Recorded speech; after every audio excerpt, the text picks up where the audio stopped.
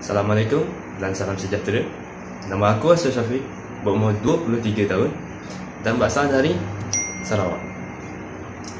Dari apa yang aku perhatikan dekat kawan-kawan aku yang berasal dari semenanjung Malaysia, malahan dari Sabah, masih kurang susah untuk memahami bahasa Sarawak. Malahan mungkin terdapat ramai lagi di luar sana yang belum kenal ataupun susah nak memahami bahasa Sarawak. Jadi di video ini aku akan memperkenalkan bahasa Sarawak untuk korang. Sekiranya korang berminat untuk mengenali bahasa Sarawak ini, sila semak video ini sampai habis. Okay, let's go. Bahasa Melayu Sarawak ataupun dialek Sarawak merupakan bahasa pertuturan yang digunakan oleh orang-orang Melayu di Sarawak dalam kehidupan seharian mereka.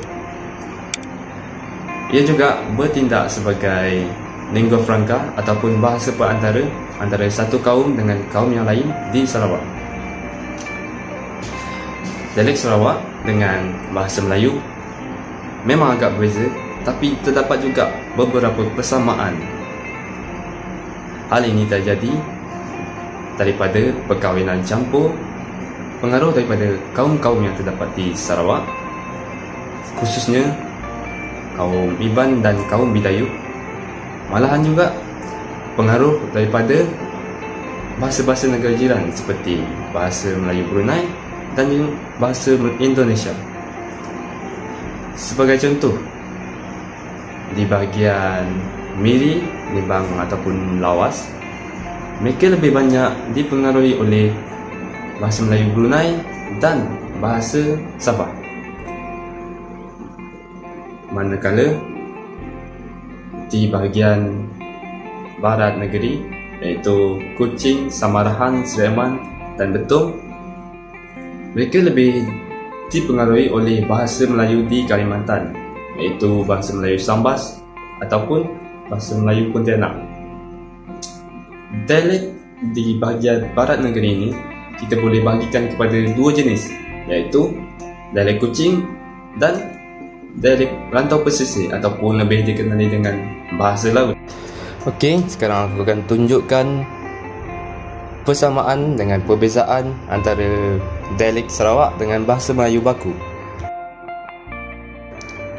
Untuk persamaan dialek Sarawak dengan bahasa Melayu baku, ramai yang bila dengar perkataan Sarawak yang agak berbeza, terus yang assume perkataan tersebut diorang tak faham. Sedangkan dia cuma berbeza sedikit sahaja dari segi perkataan. Sebagai contoh, balit. Balit ni dia bermaksud balik dalam bahasa Melayu baku. Dia cuma tukar K dekat balik tersebut menjadi T. Sama juga dengan bilik. Bilik ni bermaksud bilik. Yang ketiga, kenak. Kenak ni agak mengelirukan kerana dia ada dua maksud dalam perkataan Sarawak.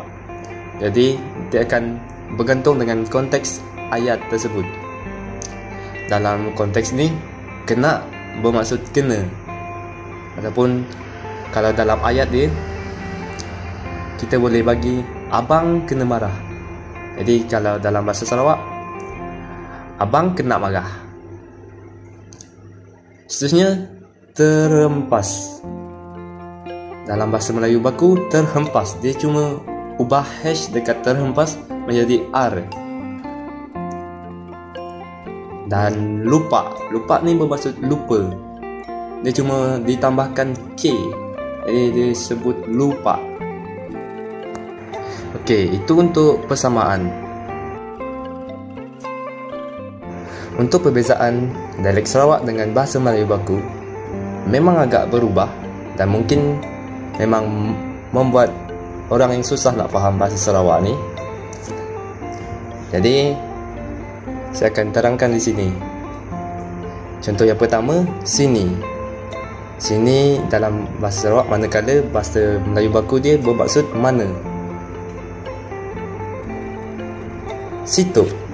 Situ ni terbalik. Kalau dalam bahasa Sarawak tadi, sini bermaksud mana, situ bermaksud sini dalam bahasa Melayu baku.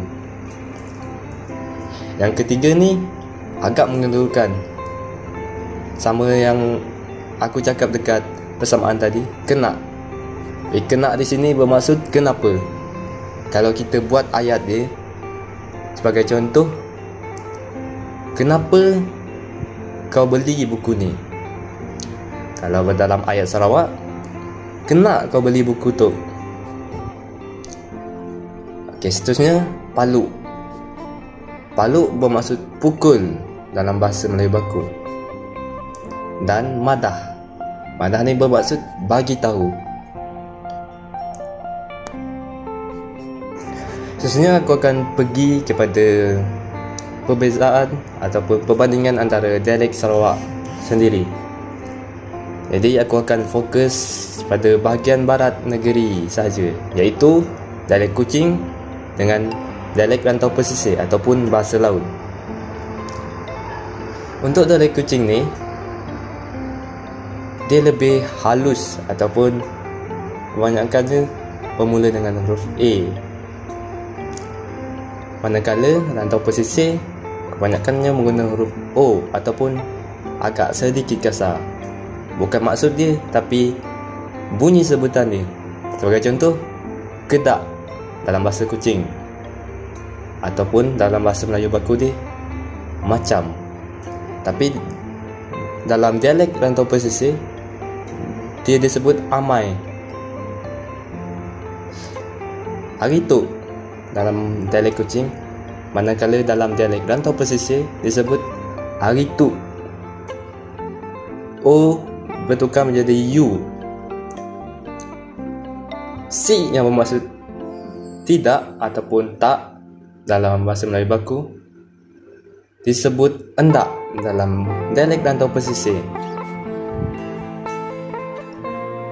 Ya disebut yo. Di sini kita boleh lihat dialek Kuching menggunakan A, manakala dalam rantau pesisir dia menggunakan O, diubah menjadi O. Dan bol yang bermaksud bola, manakala dalam dialek rantau pesisir disebut boy. Okey, sekarang saya akan menunjukkan contoh situasi dalam dialek Kuching dengan dialek rantau pesisir ataupun bahasa laut.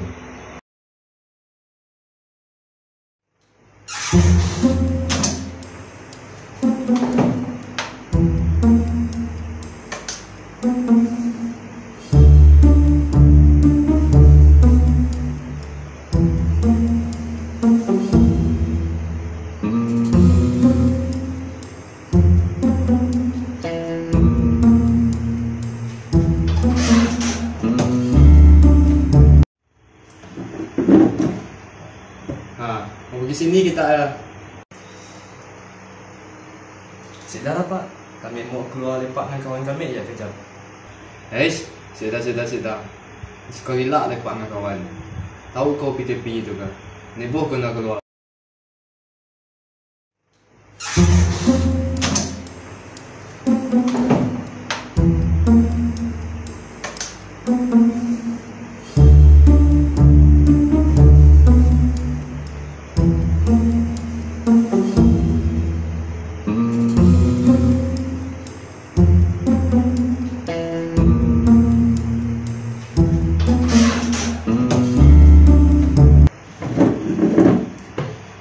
Ini juga.